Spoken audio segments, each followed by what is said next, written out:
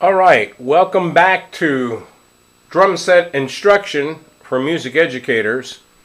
Today's lesson we're going to look at really the history and the beginnings of what I would call the art form of drumset playing. And again, I refer to my mentor and instructor Jim Chapin, and he in turn, if he was here, would say, I want to introduce you to my mentor and my instructor, and that is what you're seeing here on the left. This book, which is referred to by its title these days as the Moeller book, was originally called The Art of Snare Drumming.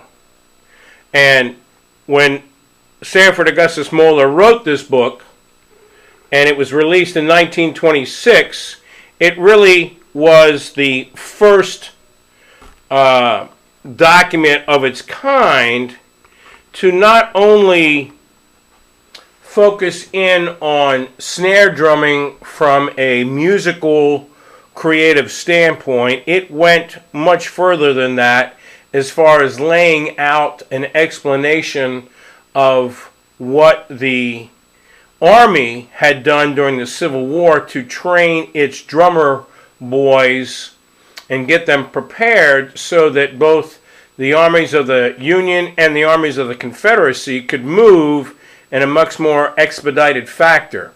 The one thing that's so unique about American music, and it really can't be emphasized enough, is that the tragedy that was the Civil War, the great, incredible tragedy and hypocrisy, which was slavery, which existed in the first 60 years of our nation, and our nation was founded on this idea that all men are created equal, and in fact, of course, that was just a Hippocratic or a hypocrisy.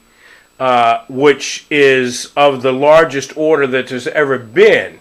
Well, out of that hypocrisy and out of that great Civil War, you had an explosion of music, and then you also had a country and a society that really had to look within itself and completely reevaluate what it was going to be as a nation. And out of that reevaluation, you had a completely new art form, a musical art form that went on to be known as jazz in the beginning of the 20th century, but really had its roots back into the 19th century. And part of the roots of jazz is the drums and the drum set evolution. So what Moeller wanted to do with this book was not only document and make a book that would, or write a book, I should say, that would give drummers a handbook on how to gather technique, a handbook on what exactly they need to learn, but he also gave them documentation exactly on how to do it. So, for example, if we look at the book, notice here on the left, I'll focus in on this, I'll move in on this a little bit. It's going to be difficult to see, but what you're looking at here are photos of, in fact, Sanford Augustus Moeller. And it shows multiple pictures of him. If you start in the top left-hand corner, notice that his hands, every photograph, his hands are moving a little bit differently. They're moving from an upstroke to a downstroke, downstroke to an upstroke. And so he was concerned even, back in 1926 about technique. Well, where exactly that technique started, and this is what this lesson is going to be about. We'll go into the history of the drum set. We'll go into more detail on that later, but I want to start right here with this line of music.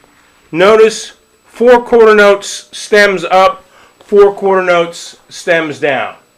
Now, what you'll find if you go through the drum set literature, if you go through all drum literature, and as music educators, when you were in college and so forth, if you're a sax player or trumpet player, you somewhere along the line had a drum class, because everybody thinks that playing drums is easy, so you grab the drumsticks and you just start banging away. Well, it's not always that simple. And if you were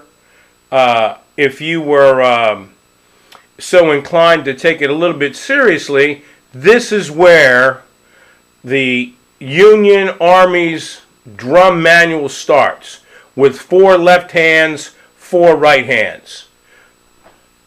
And you would practice 4 lefts, 4 rights for hours at a time.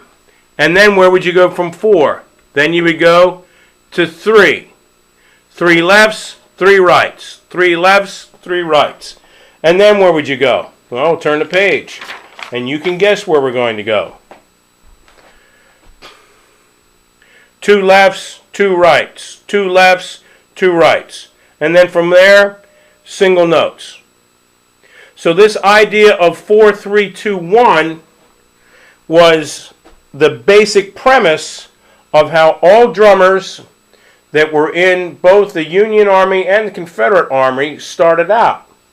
And Sanford Augustus Moeller was extremely interested in this. He wanted to know how it was possible that young boys, 10, 11, and 12 years old, could play drums for hours and hours and hours, mile upon mile, and not get tired.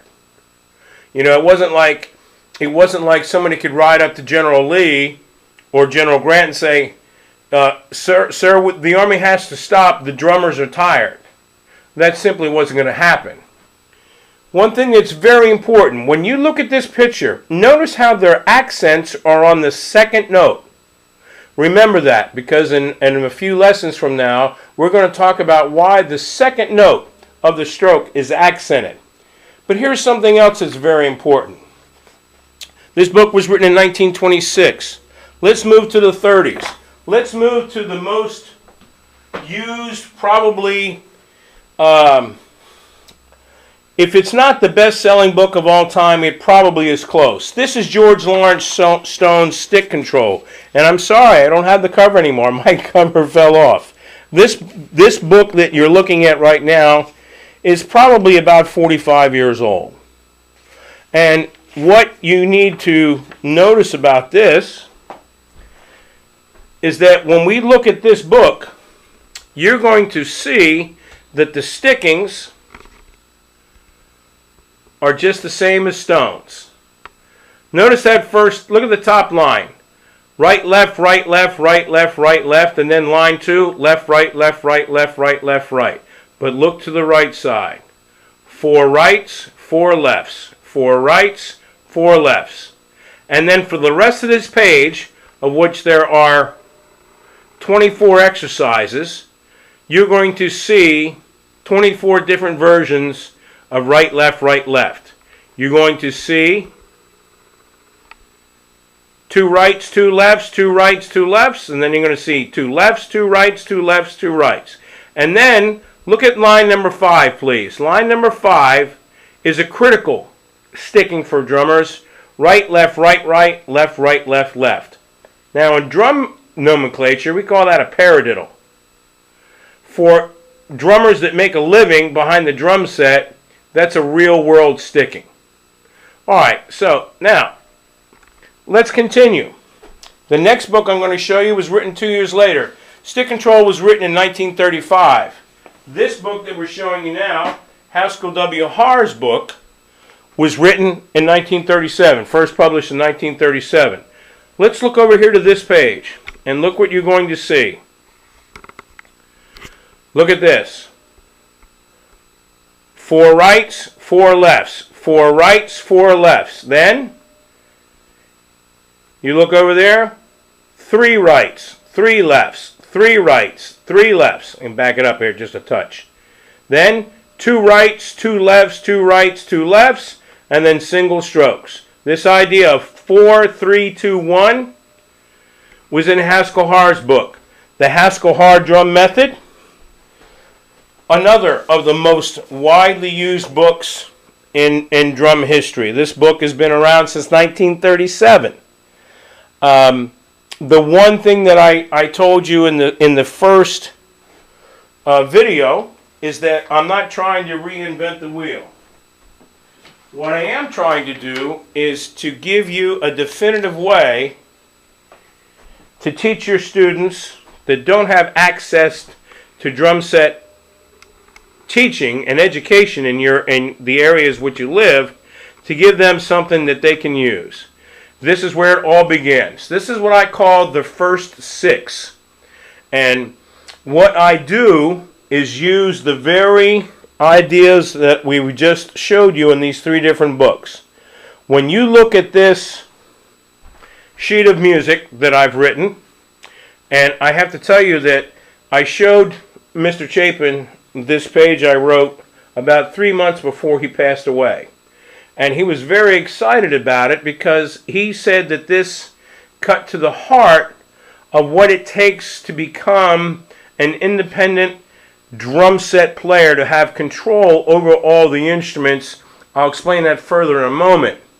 But what I want you to do, let me focus in on the titles of these exercises.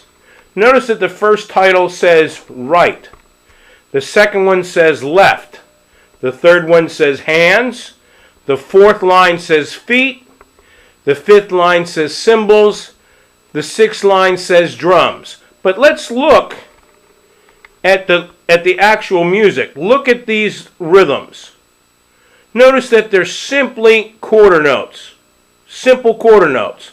But notice, if you look closer, that the second beat and the fourth beat has 4 notes played on all of those exercises. Alright, so now let's be specific about what we're looking at here. A lot of times, you know, the old joke is what do you call a person who hangs around a musician? A drummer.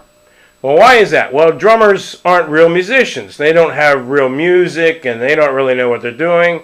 Well, we all know that that's not true. And when you look at this page of music, what you need to understand is that this X with the stem going up is the right hand playing on the ride cymbal. This note, quarter note, with the stem going down on the first space is the bass drum played with the right foot. When we go to the second line, we see the third space, quarter note, stem up, is the left hand played on the snare drum.